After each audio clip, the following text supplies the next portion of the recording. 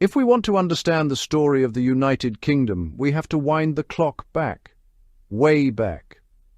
Long before there were kings or queens or even a place called England, people left their mark in mysterious ways. Around 4,000 years ago, people of the Bronze Age built incredible monuments like Stonehenge. They hauled massive stones across the land for reasons we still puzzle over today. It was a place of ritual and deep connection to the land. Then, around 750 BC, the Iron Age Celts swept across the islands. Not a single people, but many tribes, sharing languages and beliefs, skilled in metalwork and farming, fierce warriors living in hill forts. They defended small territories with passion. Tribes like the Iceni and the Brigantes, their priests, the Druids, kept wisdom, law, and religion in a world without writing, knowledge passed by spoken word, and epic poems, a society rich in art and story on the edge of the known world. The Roman Empire closed in. Caesar scouted in 55 BC. Under Claudius in 43 AD, 4 legions landed, forging Britannia. By the early 5th century, the Roman Empire was crumbling. In 410, the legions left Britannia. A power vacuum exposed Romano-Britons to raids from Picts and Scots. A British ruler invited mercenaries from across the sea, Angles, Saxons and Jutes. They fought, liked what they saw, and stayed, reshaping the island. Over 2 centuries, the Britons were pushed into Wales and Cornwall. England was a patchwork of warring states: Northumbria, Mercia, Wessex, Kent. Legend tells of Arthur, perhaps a Briton warlord resisting the Saxons. From the late 8th century, Viking longships appeared, fearsome warriors from Scandinavia. At first they raided, striking monasteries like Lindisfarne in 793, brutal and efficient. Then came conquest. A great heathen army seized Northumbria, East Anglia, and much of Mercia, the Danelaw. Only Wessex stood. King Alfred rallied his people, checked the Vikings, and laid foundations for a unified England.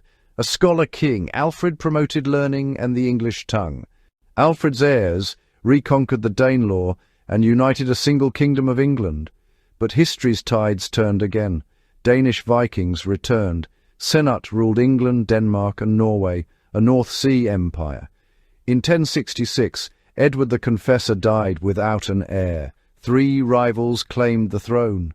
Harold Godwinson, Harold Hardrada, and William of Normandy prepared for war. Harold raced north and crushed Hardrada at Stamford Bridge. Then William landed in the south. Harold's exhausted army marched back.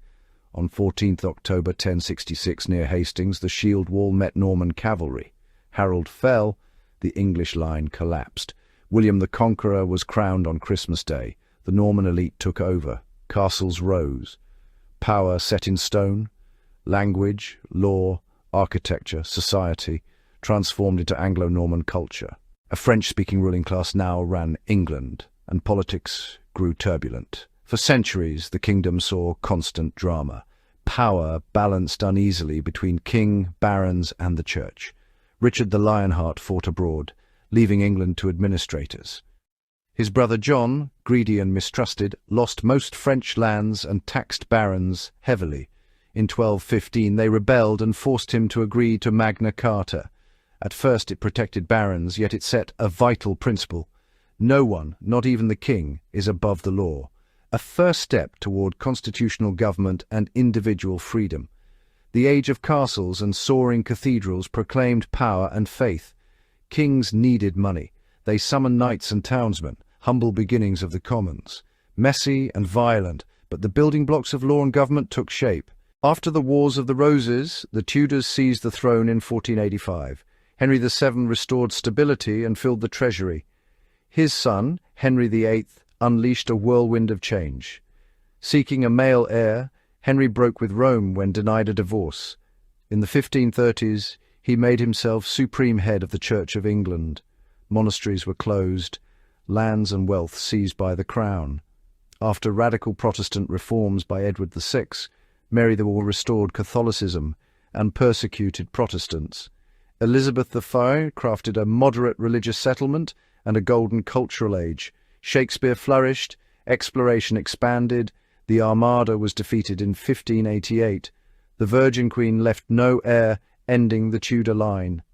A dramatic dynasty that remade crown and church. In 1603, James VI of Scotland became James I of England, crowns united, parliaments not.